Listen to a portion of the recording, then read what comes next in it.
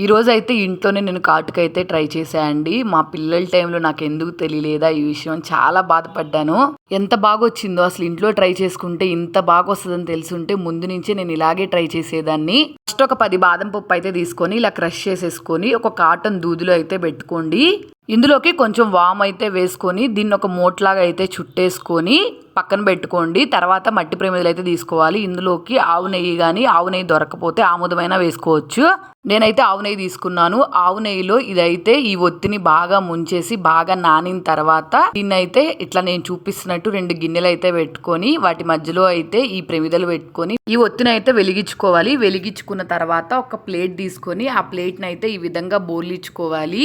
ఈ ప్రమిదంతా కాలిపోయేంత వరకు, అంటే ఇందులో పెట్టిన ఒత్తి అంతా కాలిపోయేంత వరకు ఈ ప్లేట్ అలాగే ఉంచుకోవాలి.